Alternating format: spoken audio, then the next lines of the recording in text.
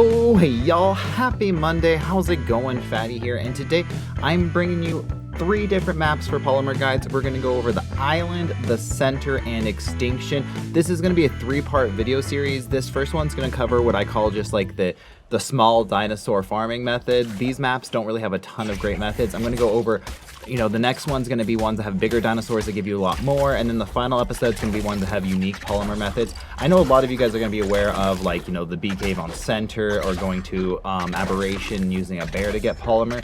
But if you're like me and you play on a lot of unofficial servers, a lot of times those are so overly crowded you can't really get enough in there without having to go through a hell of a lot of PvP. So this guide is going to show you a bunch of different ways to get Polymer so you guys don't have to deal with it. And let's not waste any more of your time and jump straight into it. So the first one we're going to do is starting off on the island. This is going to be at 13.0, 12.5. Now this is just going to be the main spawn. On each of these maps, I'll show you the best place to kind of go, and then I'll also show the whole spawn map so you guys can understand where anywhere they can spawn. So on the island, there is only really one method to get organic Polymer. None of these methods are going to know how to get regular Polymer because it's not worth your time to spend that many resources and time farming just to get a little bit of Polymer. But this one's going to be pretty easy, and it is going to be just going to Penguin Island. Karuku. I don't know how you're supposed to officially say it. So there are going to be 2 ways to really harvest it to your maximum potential. If you're early game, it's definitely going to be club. If you have a higher level club or a little bit higher level melee, it will give you a little bit more. And harvesting, all of this is going to be done with primitive stuff, and 100% melee. So nothing too special. So you guys are going to see the worst that this is going to give, and this is on official kind of settings. But if you guys are a little bit later on in the game, a chainsaw will give you a little bit more. Now when you're hunting these baby ones, like the juveniles and stuff like that, adolescents will always give a little bit more Polymer than the adults. So if you're going around and you have a limited resources, limited time, definitely go for the adolescents. Now if you do have a dinosaur that's a little bit higher, but a higher level, like a Bloodstalker, as you can see, this Bloodstalker is only at 300 melee, which is pretty decent for a Bloodstalker. It's not amazing, but it's not awful. You're gonna actually get a little bit worse than even if you do it with a club, but the drawback or the benefit of doing it with a Bloodstalker is you're just gonna be able to plow through these things a lot quicker.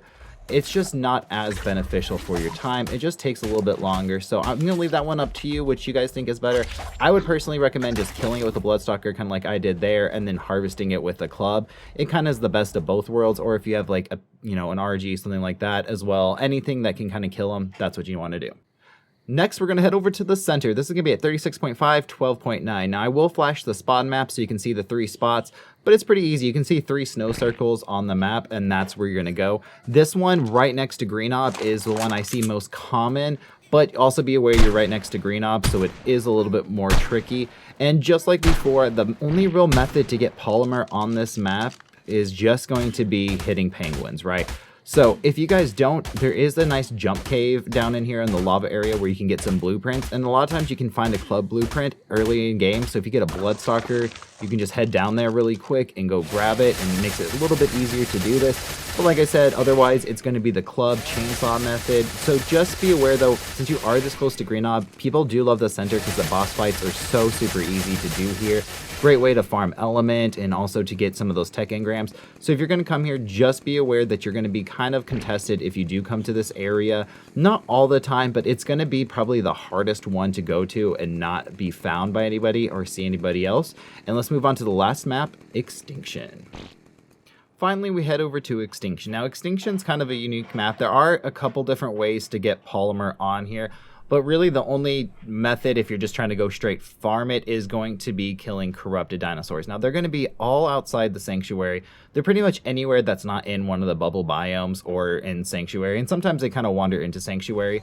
But what I like to do, if you're going to do it this method, is just kind of fly around, move around until you see one that's kind of attacking another dinosaur, especially if you're early game.